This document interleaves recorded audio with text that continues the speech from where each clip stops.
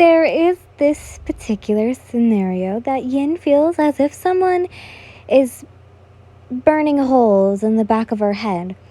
When she turned aside to see the culprit, she saw Lady Cammy glaring at her direction. The lady did not even bother to turn or hide her rage when Yin caught her. She continued to distract her dirty look at the consort. Yin gave her an emotionless face before turning back to Midnight, who kept talking about the war. The soldiers will depart soon, and in a wake, Bakugou will follow, Midnight informed the lady. Yin, Mina, and Lady Cammy, who invited herself, all joined at the table in the private dining room. Midnight then turned to Mina. And of course your husband goes wherever our king goes. Yes, well, I was actually hoping we could go and have a trip, but a sigh came from Mina. The war never seems to stop. Yin looked up at the mention of that. Then she accidentally caught Lady Cammy's gaze, again causing her to sigh internally. You've been really quiet, Your Majesty. Are you not feeling well? Lady Cammy suddenly asked. Yin felt the need to glare at her concern when she was glaring at her for just seconds earlier, but Yin kept her composure and smiled. No, I am fine, Lady Cammy, she answered. Midnight suddenly gasped. Oh, but you look like you're feeling ill, dear. What is it? Nausea? Vomiting? Breast pain?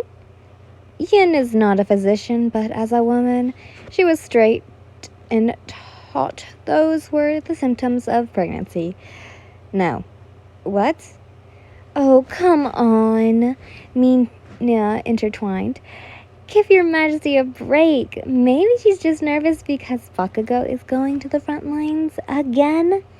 That's also not, Yin whispered, but Midnight's voice overlaps hers.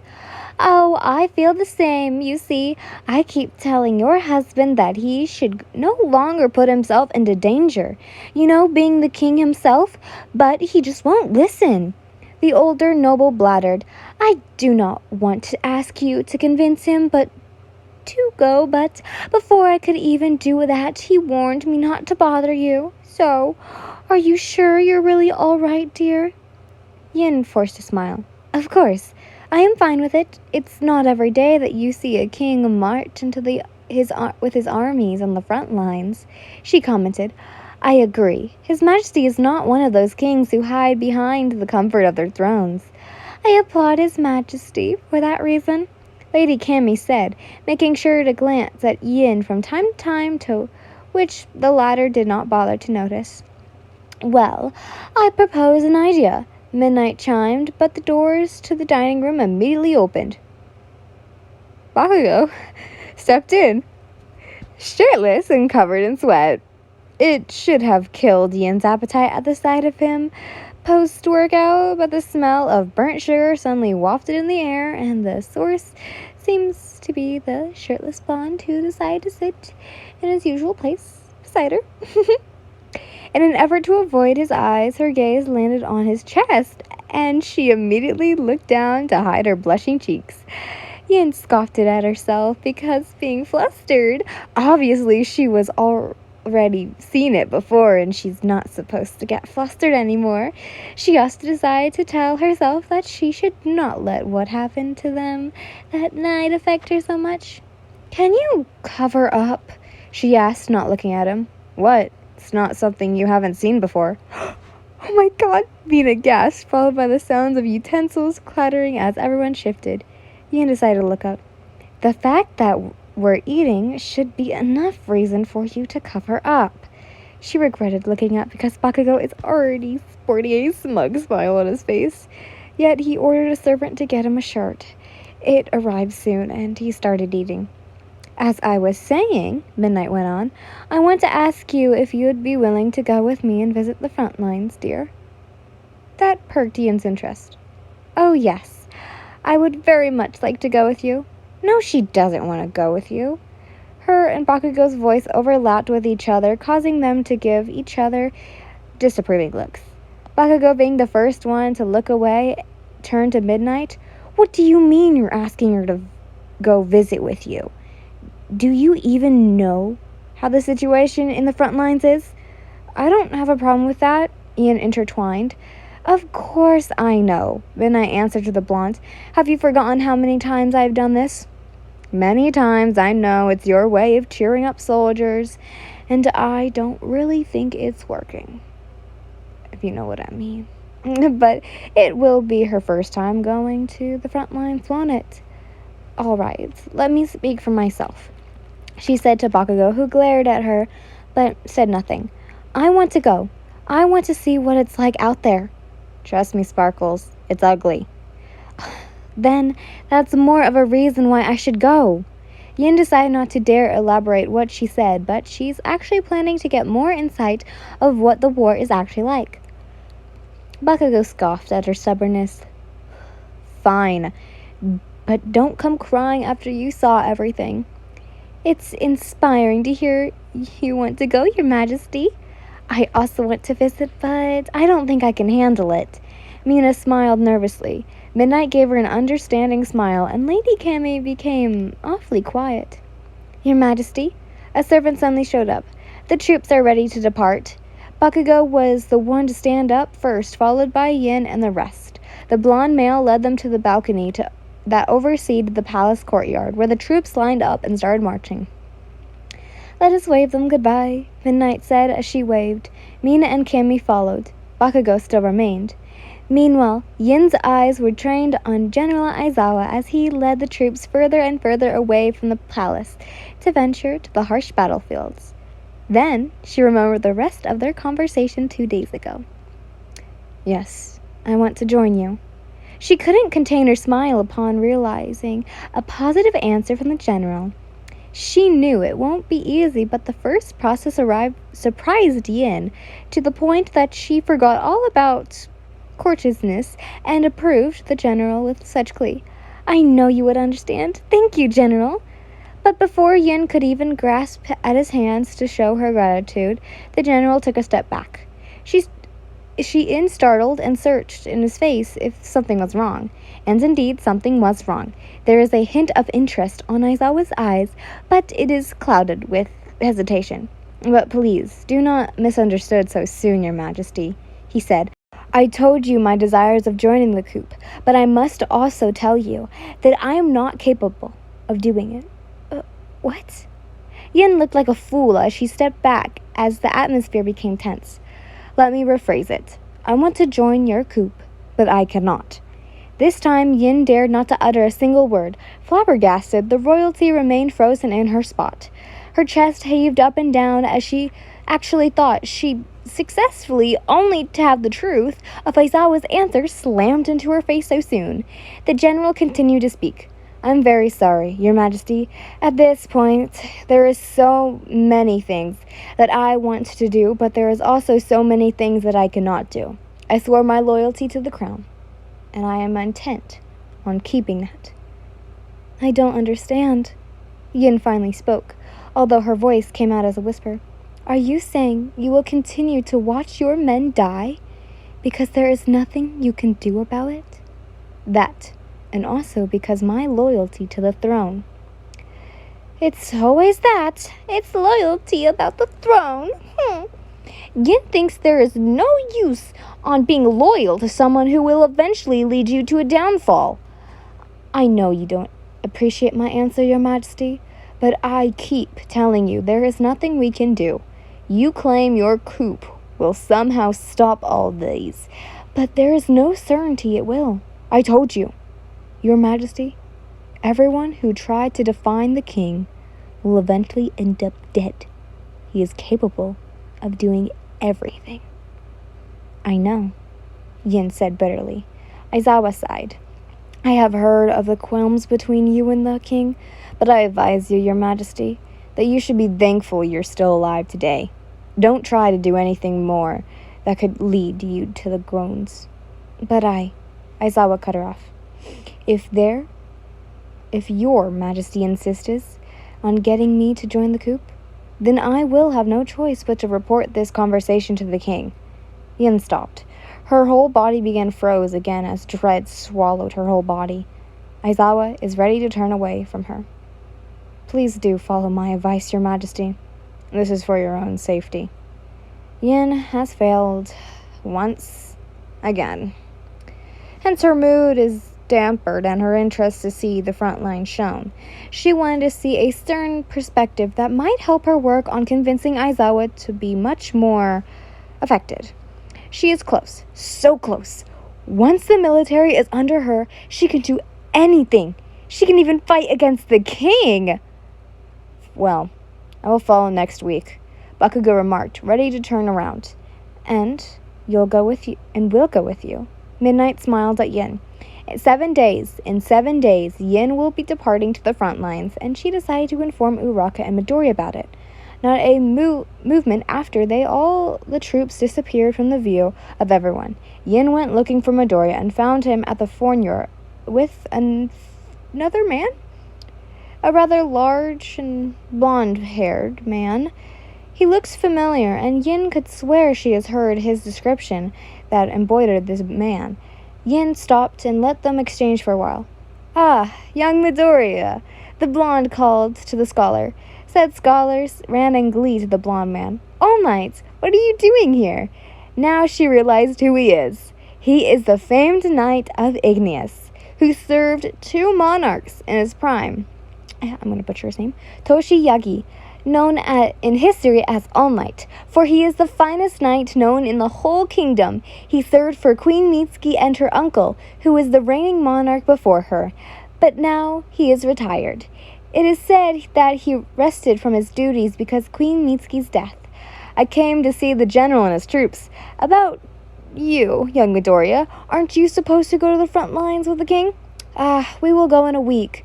The two continued to conversate, and Yen decided she could talk with Midoriya later. She had no idea she would be this close to All Might, and he seemed pretty ecstatic to see him, so she wouldn't want to ruin the moment. But it seems that she doesn't have to wait for long, because half an hour later, Midoriya came brawling in Yen's chambers. "Uraka-san told me you're going to the front lines," he immediately said with worry. Don't make it sound like I'm going there to battle. But I am so sorry, Your Majesty. Where are my manners? He bowed and then stood straight. The worried look in the back of his face yet again. But the front lines is a very, very dangerous place, Your Majesty. Why would you go there? Well, Midnight thought she could take me with her, and I also thought it would be a great way to gather some insights. That's a good, but then again, it's very dangerous, and you'll see a lot of stuff there that you'll probably make you traumatized. That's the point, Midoriya, Yin said. Midoriya looked at her even more worriedly. Oh, of course I don't want to be traumatized, she added, but I thought it would be really good to see things in General Aizawa's point of view, to see if there is something I have missed, and also would really like to see what the war is out like there. War is nothing but horrible, Your Majesty. The scholar shook his head. But I know that once you've set your mind on something, you'll do it. Yin plastered a smile. Thank you, Midoriya. Of course, Your Majesty. He smiled back. And I'm sorry about General Aizawa. I really thought he would be willing to join us. It's not your fault. Perhaps he's been more convincing. Or maybe actions can persuade him. I should also see if there is something I can act upon the situation. Midoriya's soldiers smugged as he shared at the hopelessness that Yin feels right now. For now, I need to know if you have some advice for me once I go to the front lines, she suggested. Midoriya only smiled. I can only advise you to be careful out there, Your Majesty. Yin couldn't sleep well that night as her mind is arranged with so many thoughts on how to get Aizawa to join her coup. She managed to get Midoriya to join. He claimed his loyalty to the crown, but he ended up joining her because she could avenge Aizawa as well. Yin needs to work harder. She can't just provide herself with words. She also needs to act. Just when her thoughts started to despair, she's finally aware of her struggles and starts to hear the muffled sounds of what seemed to be mixed voices shouting all together. She could now also hear multiple bangs of something metal and the sound of the gate cracking. Then, a loud gunshot resorted. Yin shot up from her bed and she looked around. Multiple shots followed, and Yin is filled with dread as she situates seems to be familiar to her. She let her curiosity take control as she got out of her chambers and walked down a few hallways before the sound of people shooting guns and firing became so audible she knew she was near. The sound of chaos is drumming into her ears. Yin mindlessly stepped out into the balcony. Worried overshadows her instincts to get away from the danger, and when she got a look of what's happening outside, her eyes widened and her stomach dropped. "Aim!" A soldier yelled, and the others followed. Yin watched in fear as the soldiers, what was left of them here in Igneous, aimed their guns to the people outside the gates. Some of the citizens were trying to climb the gates. Some are trying to throw their pitchforks at the soldiers, and some even using their quirks. Fire! As the commands bam, multiple gunshots fill Yin's ears, and she knows she's about to see a bunch of people drop dead on the ground. But she was suddenly ripped away from the balcony and dragged back into the safety and darkness of the hallways. "What the fuck are you doing out here?" It's Bakugou. He's glaring and seething, but not at her. He's mad at the current situation. Yin is on the verge of tears as multiple screams follow after the gunshots. "What are you doing? What are you doing? Tell your men not to hurt them. Tell them not to. It's dangerous here, Yin. Get the fuck out of here." He cut her off, pulling her back further from the balcony. "No," she fought, trying to get away from his grip. "Let me go, Katsuki. People are dying. Your men are killing them down there." He didn't answer and continued to drag her. "Yin!" Midnight suddenly came running towards them along with a couple of soldiers. She grabbed a hold of Yin. "Take her somewhere safe. They might break into the palace," he told Midnight. Yin broke free from the woman. "Katsuki, stop! Don't!" "Listen, Yin." He cut her off again and grabbed her a hold of her arm to keep her still. "Those people out there started marching towards here. They're mad and had the intention to pull us all in danger. I can handle them, but I need you. No, you can't kill them. Just fucking listen to me. Get yourself out of here before they bang." A window beside them suddenly broke as another gunshot reverberated. 2 shots followed, and the people in the hallway are all down on the floor. "Fuck!"